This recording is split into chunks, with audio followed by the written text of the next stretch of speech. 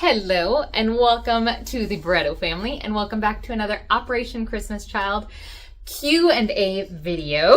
We are doing a short series of videos answering your questions. I'm trying to hit up all the questions that I've gotten in the past year, because yes, we've been behind on answering your questions. I apologize. If you didn't see your question answered in the last one, hopefully it's answered in this one or potentially the next, depending on how long it takes me to answer these questions.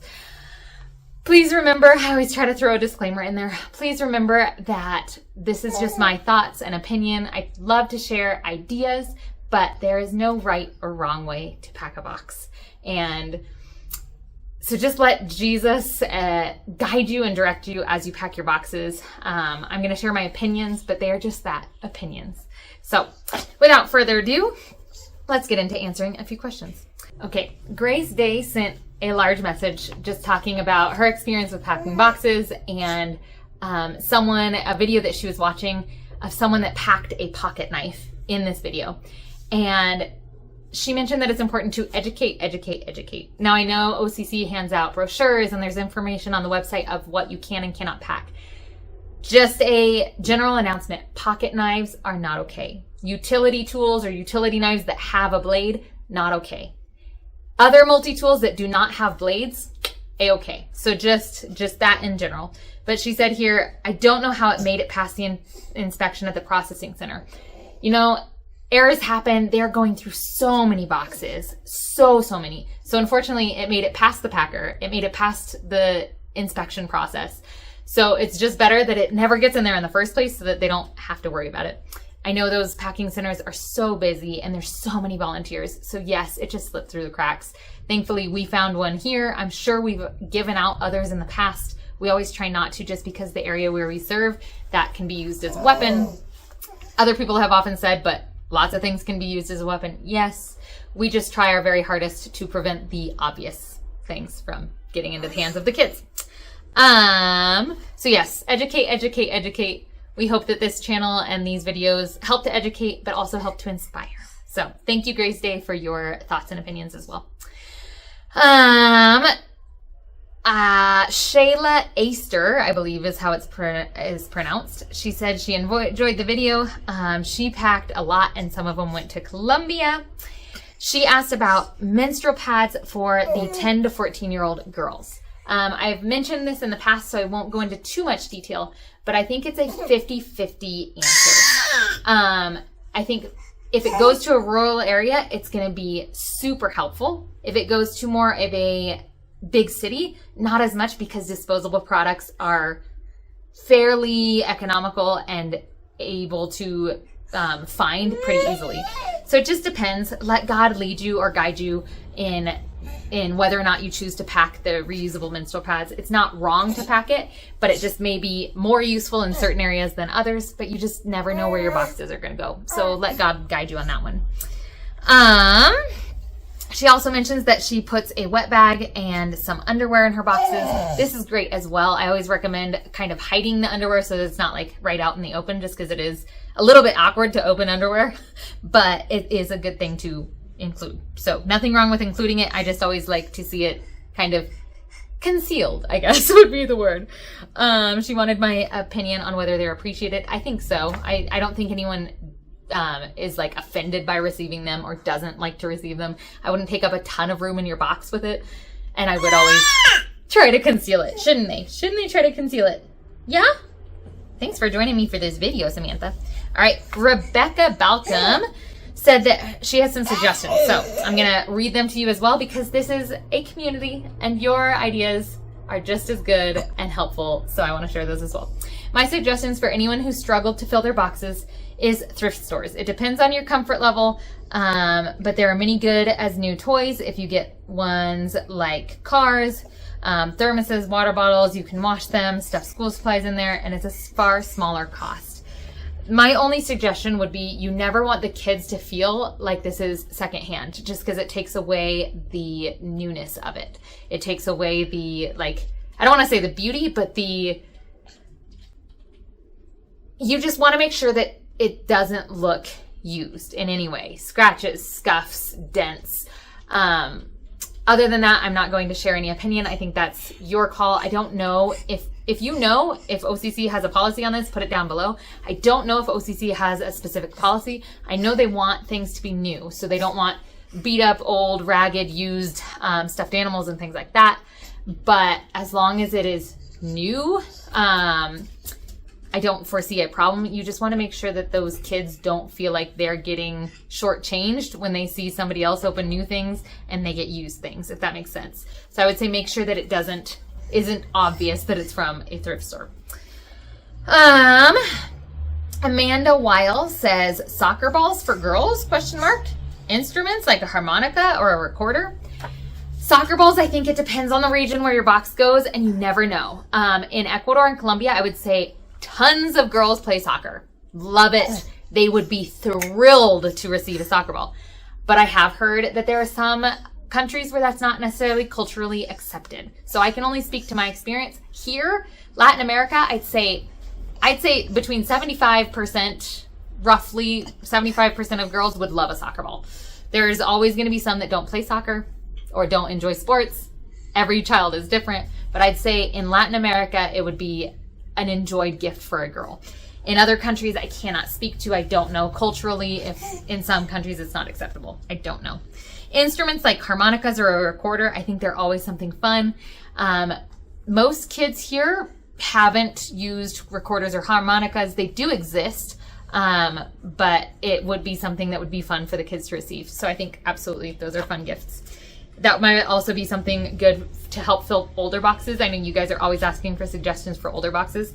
An instrument like that would be good as well.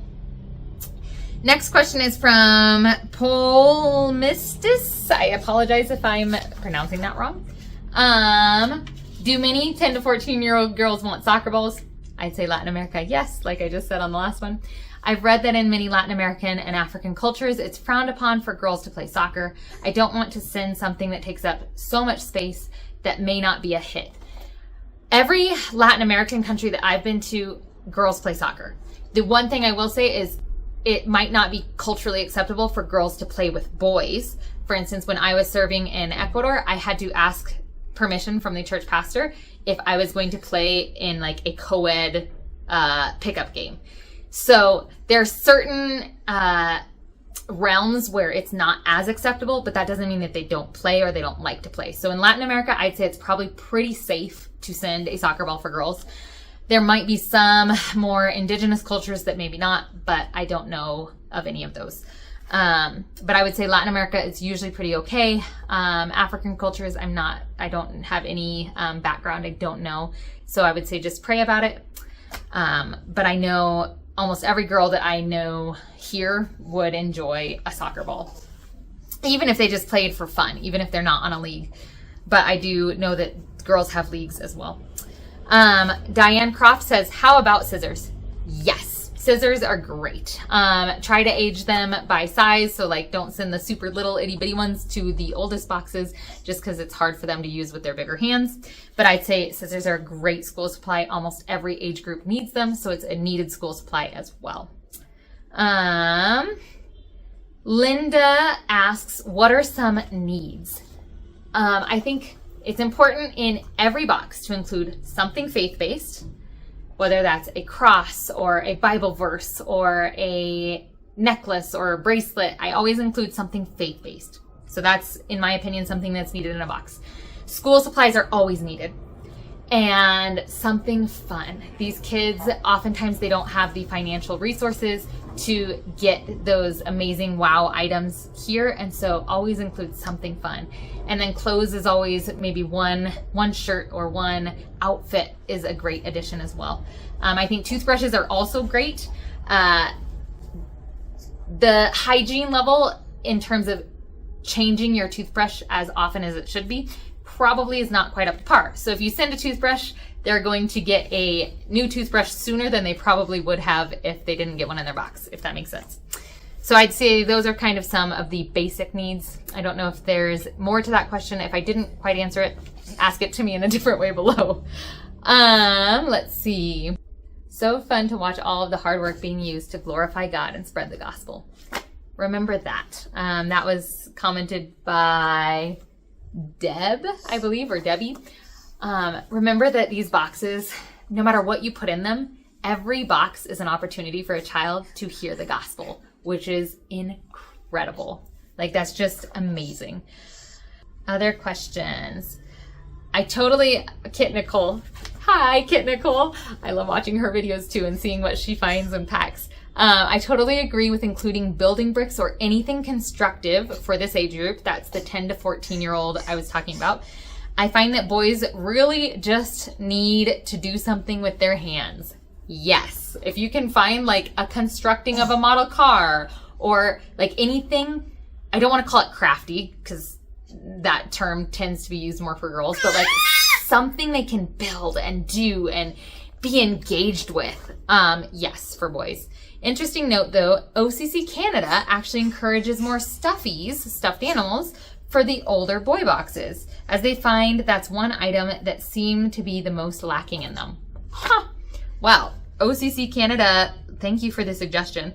It's interesting because I always say, like, maybe you can skip that for that age, just because they might not be as interested. But hey, maybe that's just my lack of knowledge about 10 to 14-year-old boys.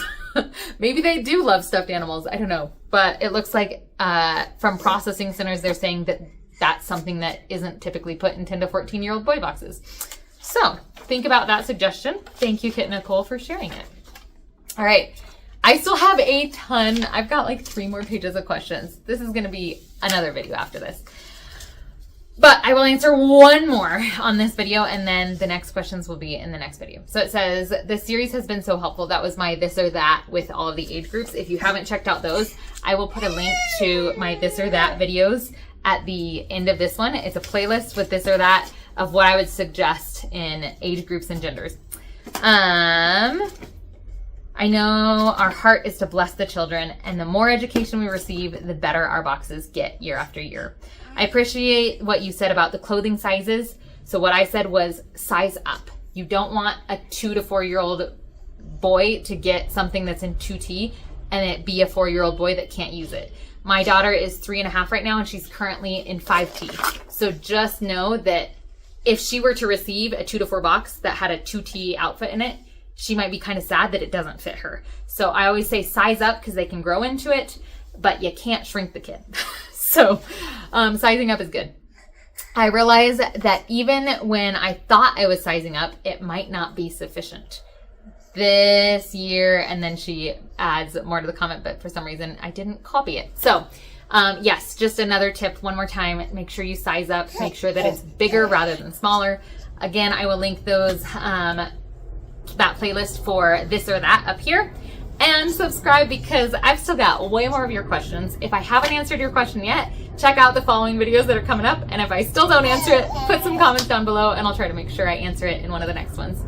We love you guys. Sorry for the planes, but we will see you guys in the next video. Maybe you can't even hear the planes. I can. We have planes going overhead all day long. But say we love you, YouTube. Happy shoebox packing.